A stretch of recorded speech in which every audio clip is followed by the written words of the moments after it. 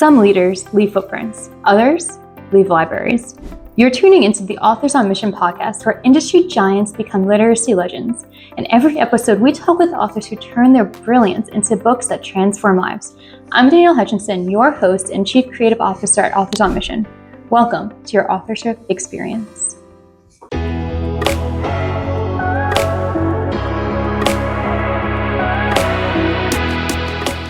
Hello, everybody, and welcome to Authors on Mission, the podcast committed to uncovering top-tier insights and strategies from established experts who've achieved remarkable success in their fields.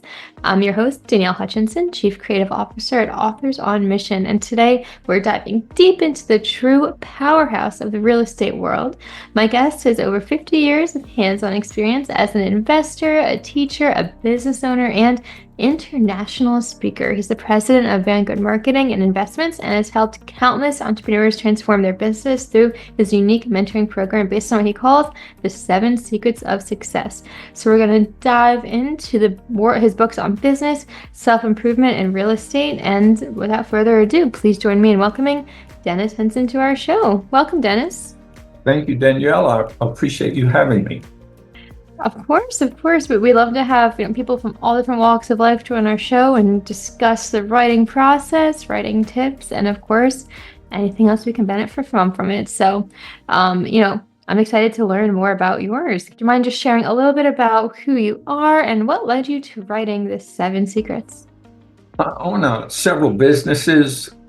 I've been a real estate investor for a number of years, as you mentioned, in the winter of my life, and I'm trying to do some things that will leave a path for people to have a better way to make things easier. So I'm writing a lot of books right now. So that's pretty much what I do every day. Although if you own real estate, that's a pretty full-time business, just managing the properties. But I have a great staff that takes care of that. So between that and speaking engagements, I stay pretty busy.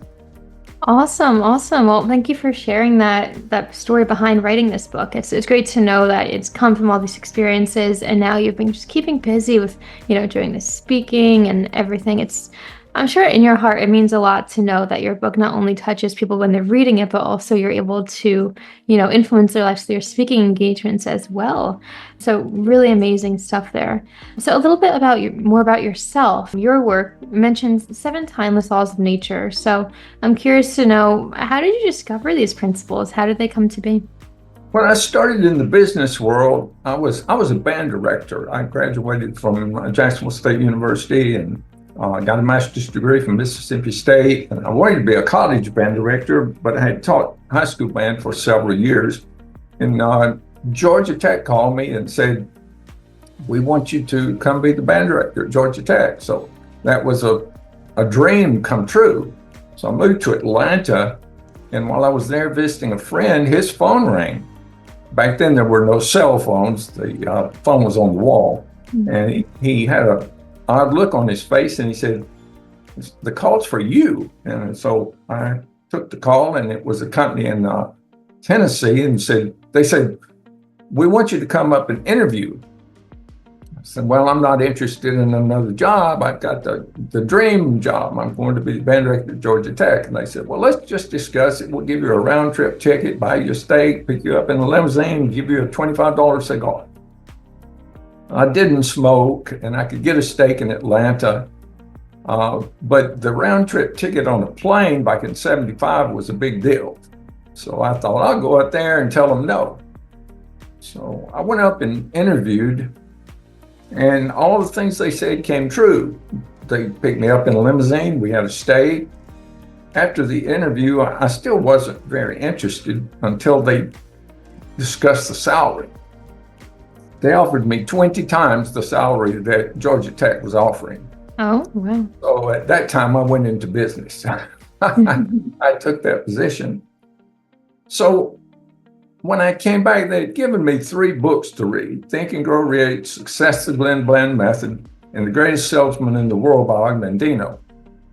I read those, and I was really enthused. I'd never seen a self-help book and never read anything like that. So when I went back to the facility, the vice president of the company looked me up and said, "Your name's Dennis, right?" I said, "Yes."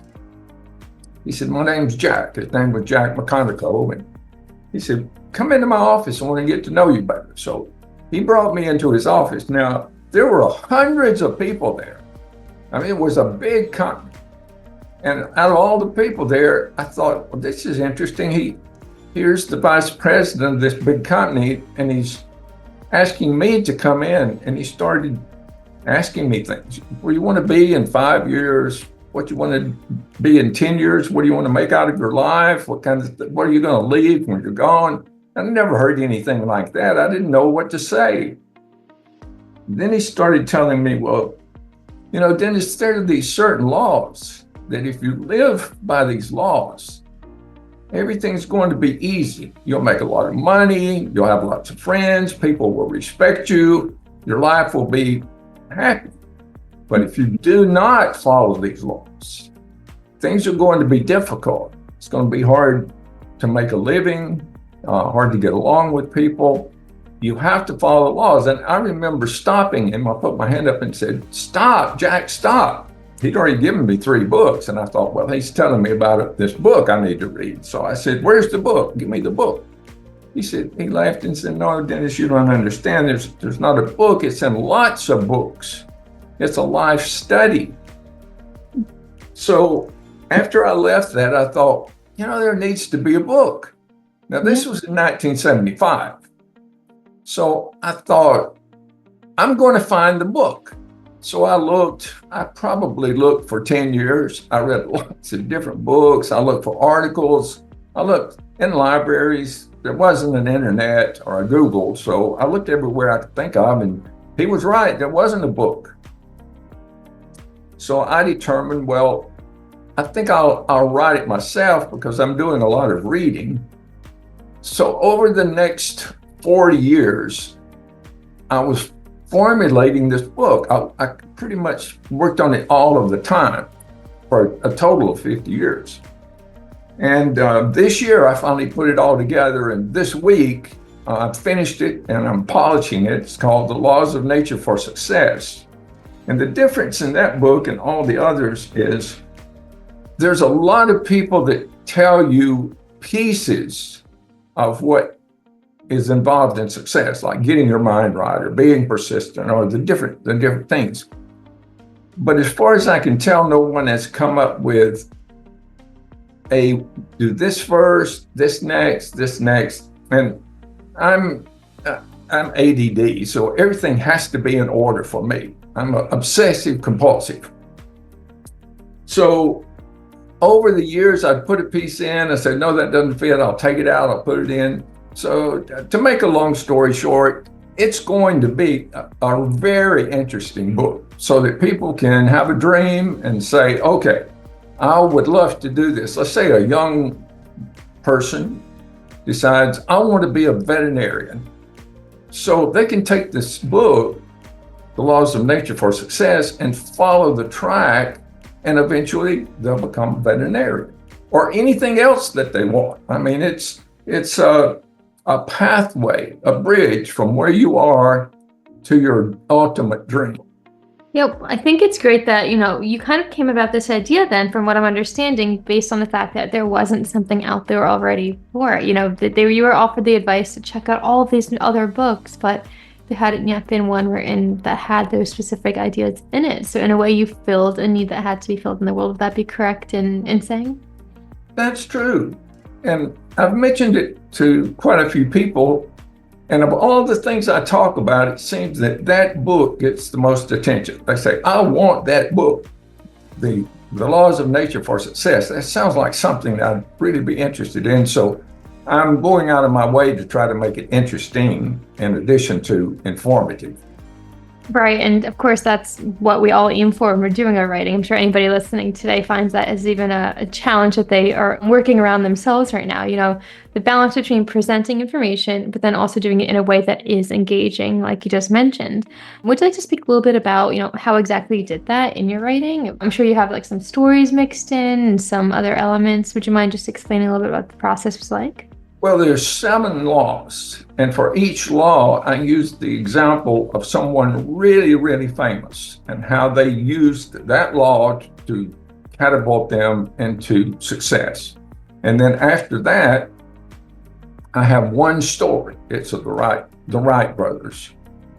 Everybody knows what they did about the flight Kitty Hawk. I did a lot of research, and I went back and I showed how the Wright brothers used each of the 7 laws of nature to get the Kitty Hawk off the ground. And I thought, it was interesting to write, and I believe it will be interesting to read also. And at the end of the book, it's kind of, here's how to apply them, and I have a test. Are you using them the way that you should? And then another examples of how you can go about using them to achieve whatever it is that you want to achieve. So it's kind of a workbook at the end also.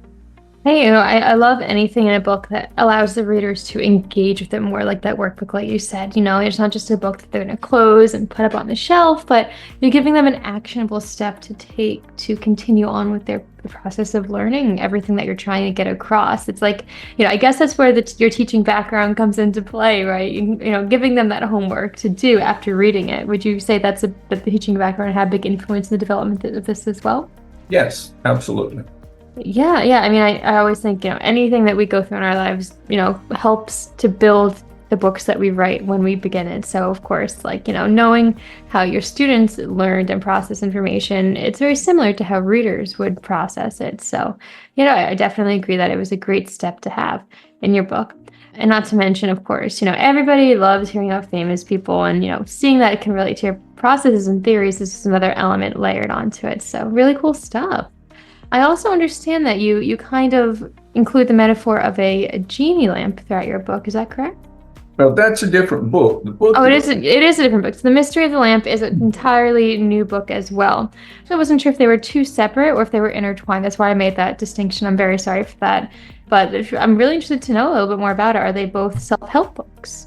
Yes. This Real Impact book, you see the lamp? Okay, the reason that the lamp is on the front of the book is because the story of Aladdin actually parallels life. You've probably heard the story of the young man who came into possession of an old lamp, and when he was rubbing the lamp, he found out that it had magic power and it would give him his wishes. And most people just read it and think, well, it's a child's tale. It has nothing to do with reality. But that's not true. So if your listeners and you will go to realimpactbook.com, the very first tab says The Mystery of the Lamp. And it tells the story of how the lamp parallels life. And one of the main reasons that it does, I'll just give that one away, is when the genie comes out to talk with Aladdin, the genie says, Aladdin, you can have anything. What do you want? So immediately, the genie forces Aladdin to come up with a goal. What do I want? Do I want to travel the world? Do I want to have a lot of money? Do I want to become something great?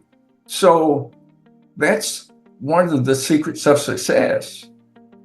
You have to know what you want in order to move in that direction. And this book is kind of like a rudder because you use the book to form the habit of reading something positive every day to move you toward that goal. So the book is not to be read from cover to cover. It's to be read a little at a time, sipped like fine wine. It has long stories, short stories, poems, quotes, and then a list of books in the back, powerful books that I've read over the last 50 years, and I put them in priority order. So that if someone wants to form that habit, which is a very powerful habit, they can use this book to do that. That's what separates this book from other motivational books. So first off, thank you for, explaining a lot about that. And also, I really like that you do have, multiple other books and resources at the end of your book too, because, any good author knows you can't just be in a little bubble. You have to branch out and, kind of make connections with other authors. So it's great that you have those additional resources because in a way you're, connecting your book to others and offering more for your readers to explore on the topic, which is really cool. Sort of driving back into the content here, you always are writing about daily habits, right? So do you face a lot of misconceptions with that, about misconceptions related to the daily habits that lead to big results? I don't know if they're misconceptions. I just think they're misinformed. Misinformed. Okay, so how People so? do not understand how powerful forming that habit is. Now, there are a lot of other habits that are very beneficial. Like I walk every day. I have the habit of walking every day. I enjoy it. It makes me healthy. It keeps me young. I'm grateful every day. I have a ritual. I have lots of habits, and I call them success habits. But the habit of reading something positive every day that leads you toward your goal is like putting a rudder on a boat. If a boat is out in the middle of the water and has no rudder, it could have the most powerful engine. It could be, decked out with all of the most fancy stuff. It could just be the greatest boat in the world, but without a rudder, you ain't lucky if you even get back to port. I mean, you're not really going anywhere. With a rudder, you can take that beautiful boat and travel the world and visit beautiful destinations. So how is this book like a rudder? Well, if you're going to read something positive every day that leads you toward your goal, you have to first have a goal. And then every day the book will remind you. You see, the human mind goes in 1,000 directions. You wake up one day and think, well, what am I going to work on today? Well, that's the wrong question. If you have a definite purpose, a burning desire, then you know what you're going to work on every day. It's going to be that.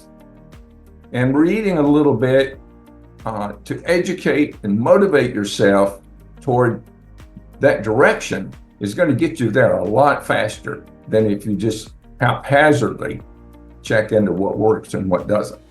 Understood. So it sounds like there's a level of being intentional and purposeful. Would you agree with that? I agree. Oh, absolutely. Yes. Yeah. Of course. And I see that a lot in what you're saying is that, everything that you have in your book is intentional, be it those interactive elements that you mentioned before, or just, like the quizzes at the end, the additional resources, like everything in your book gives the reader something interactive and intentional to do, like we just said. So, sort of diving into more about the writing process for your book. I mean, for instance, you've been from multiple business ventures, speaking engagements to mentoring. First off, what was it like to then transition into author as a new role? Was there a certain writing routine that you used in writing the book? It was rather easy because back in 2005, I was investing in real estate, and I had two real estate investor groups. I started one in Arlington and one in the HEB, Hurst Bedford area. And one of the members of the group came up to me and said, Dennis, I'm about to retire and I want you to teach me, mentor me. He said, I'll pay you. And I said, well, no, I don't have time. I've got this really active real estate business and I have these groups and I just really am not interested in teaching you one-on-one. And he said, well, let me take you out to lunch and we'll talk about it.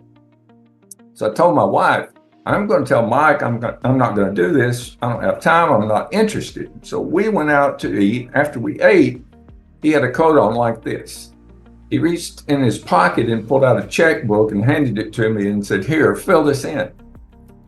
And I said, do you mean the amount? And he said, yes. So I thought, well, I'll write an amount here that he won't pay. And then I won't have to argue with him about whether I'm going to teach him anymore. So I wrote down this tremendous amount, I thought. I gave it back to him. He took the check out, signed it, never looked at the amount, and handed the check back to me. That's when I started teaching. So I thought, if I'm going to teach people to do this, I better have a really good training course. So that's how I got started writing. I wrote a training course for real estate investors. And my students were really super successful. So after I retired from teaching, I thought, well, it's a shame for all of that work to go to waste. So I just converted it into books. So I have a series of real estate investing books, The Royal Flush of Real Estate, How to Get Started Investing in Real Estate, the 5 M's, which are the skills, 66 Ways to Find Deals, All the Money You Will Ever Need. So it's a series. And if people want to read that, and I kind of cut my teeth on writing those because I was really a terrible writer. I really was. I'd bring in proofreaders and they'd pull their hair out. It just had so many difficult things. So then I discovered Grammarly, and that solved a lot of problems. If you're brand new and you haven't done anything, I used Grammarly for a couple of years, and then now I use Gemini. I write everything, and then I give it to Gemini. I say, here, correct the grammar and spelling errors and make comments on how I might be able to improve.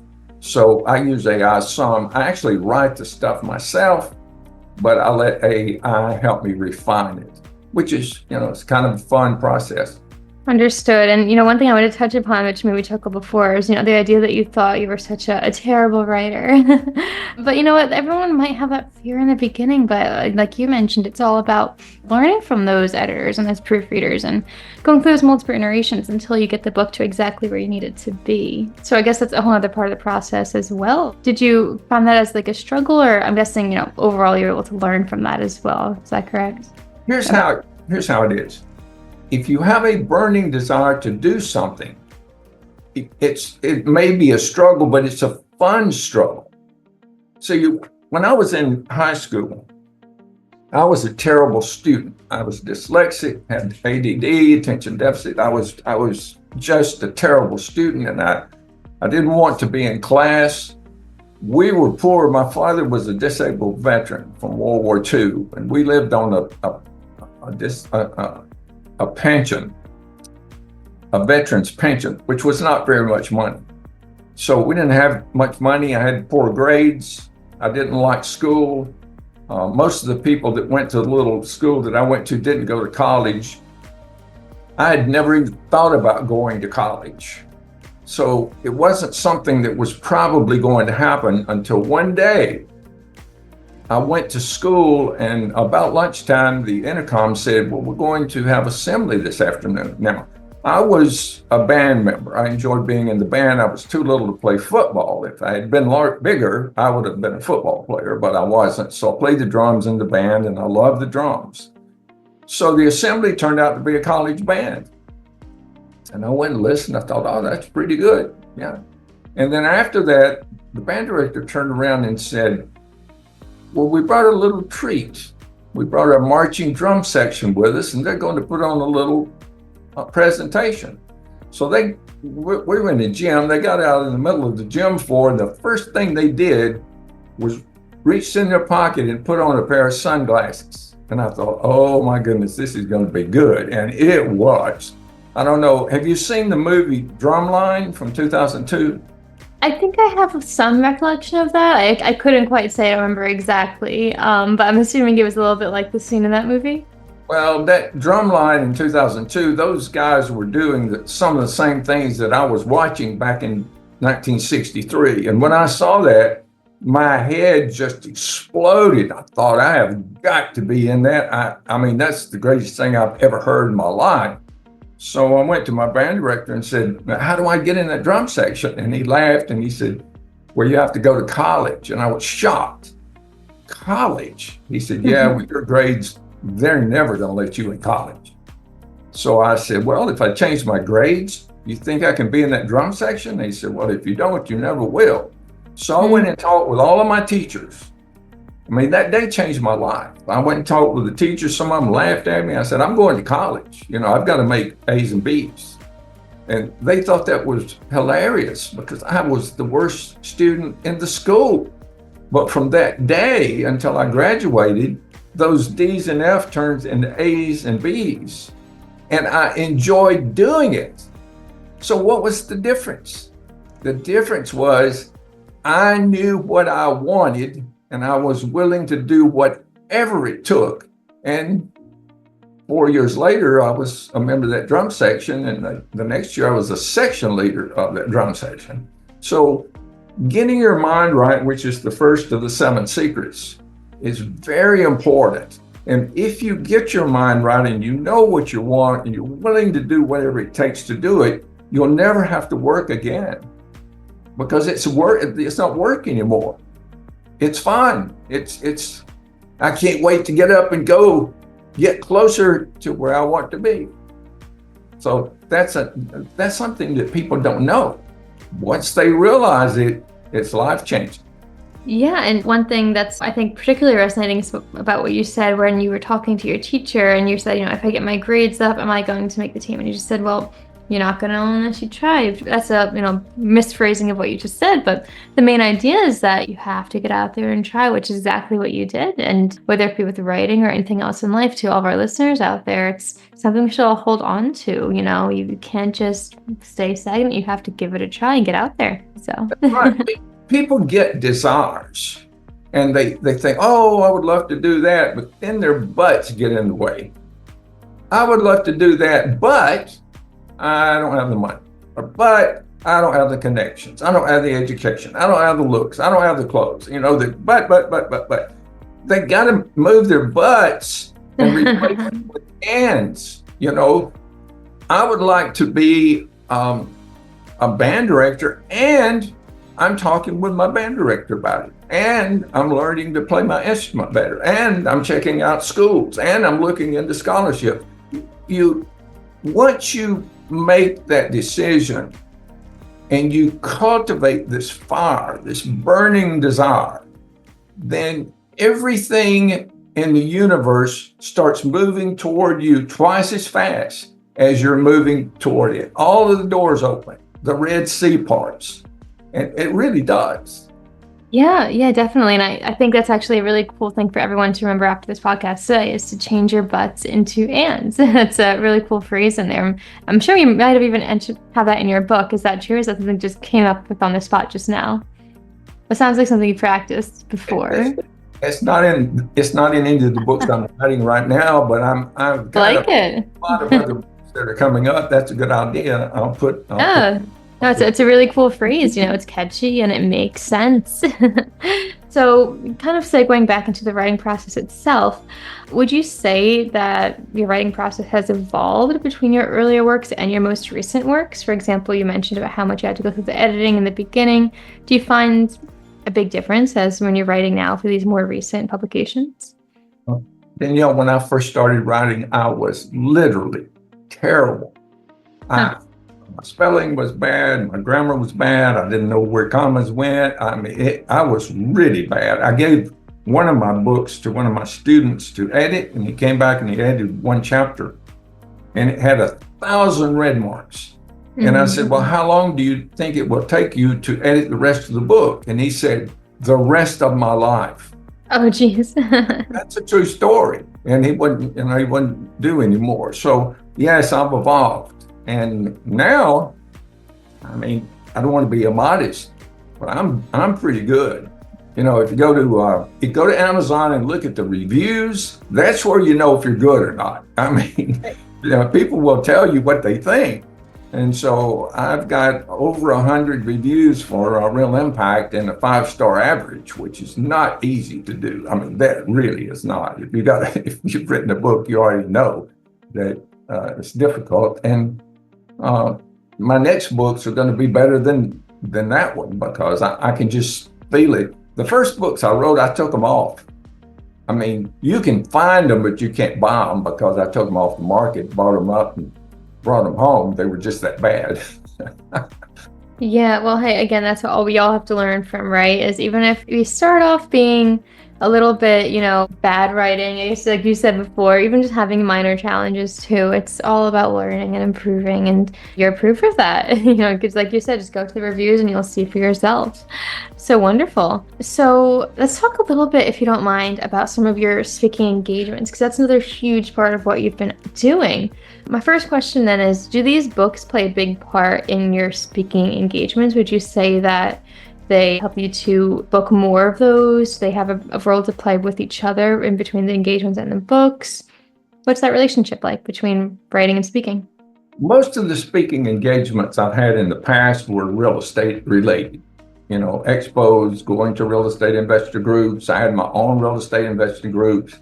And the things that I spoke about ended up being in the book. In fact, the 7 Secrets book was a presentation to a group of real estate investors when I started putting it.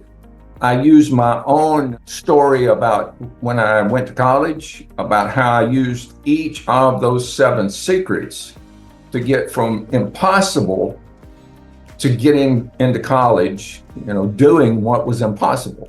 And I showed them how each of the 7 secrets fit. That was part of the speech. But now, when I'm speaking now, I'm speaking probably more about the laws of nature.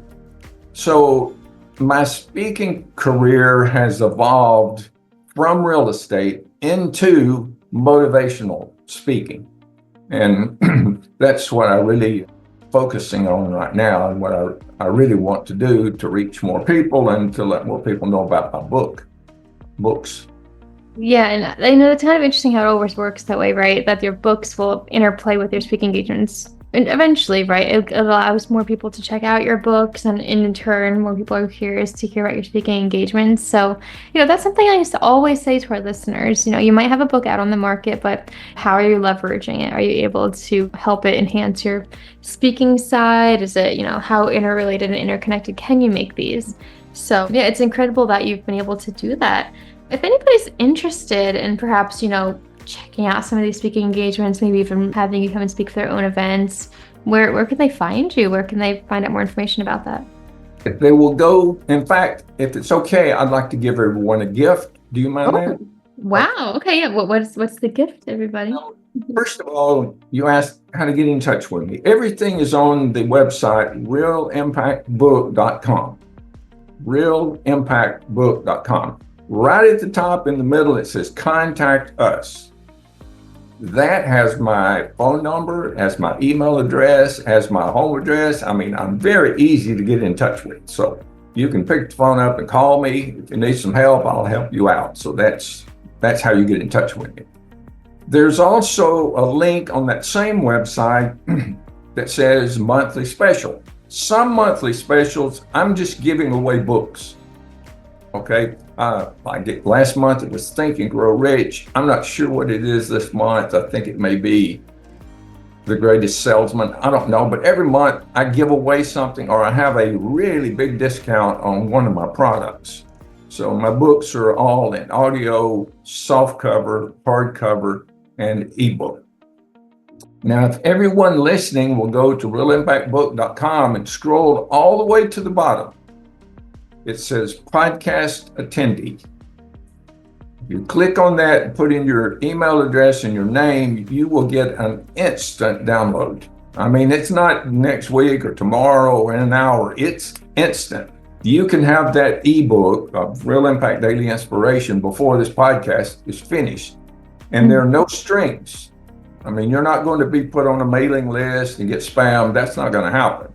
There is a link there that says, if you want to be notified when I have other books published, you click on that and you'll only get an email, when I publish other books. So you'll have to look carefully to, be able to get that information. But there's games on there. There's a little game that says one of the lamps escaped from the front of the book. If you can find it, you get the audio book. But there's, you have to go through the pages and find the little lamp and be the first one. So no one's found it this month. So maybe you'll be the one. And the audio book's like $17.95. So it's a pretty nice gift. Yeah, wow. Well, thank you for sharing that with our listeners. That's really fun. And I love the aspect of the little game thrown in there. You're kind of the expert at making things interactive, aren't you? I have good help.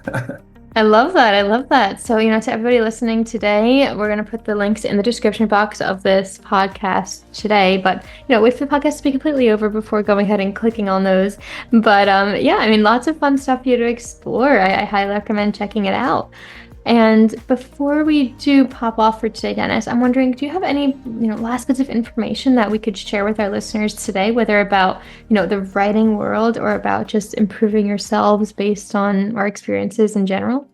If you're just getting started and you're having a hard time writing, that's okay. Just go ahead and write the book and let it be bad. It doesn't matter, because the experience you gain by going ahead and doing the writing is going to be useful.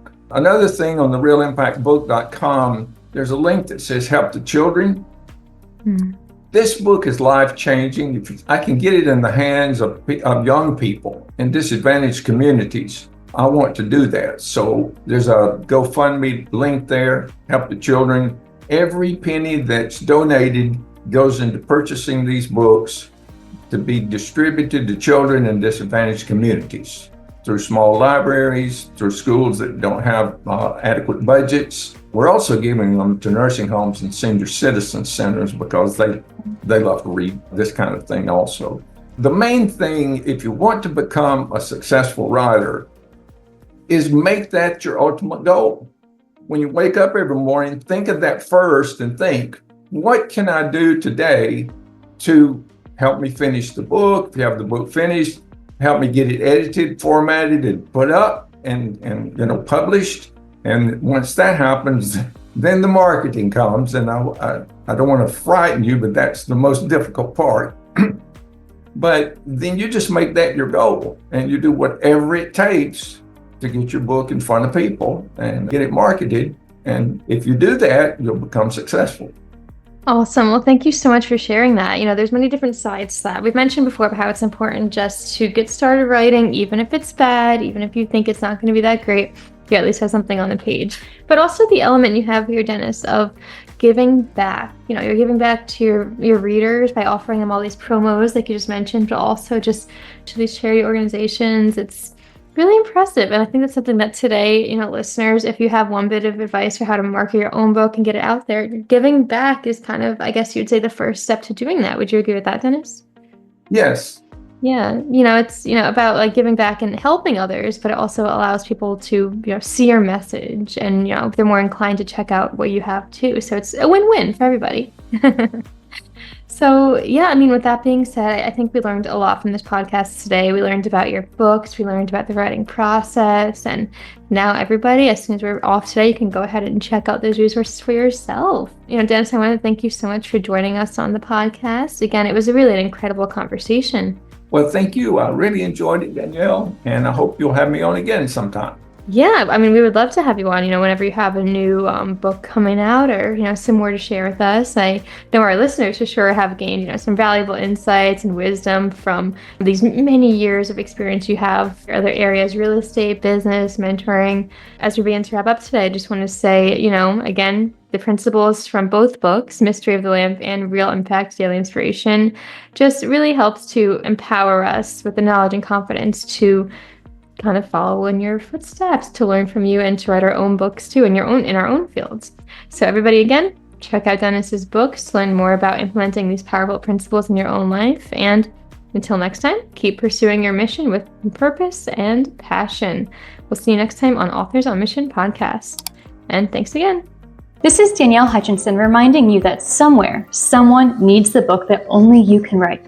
Visit authorsonmission.com to start your legacy. Until next time, keep leading, keep inspiring, and keep thinking in chapters. Have a great day.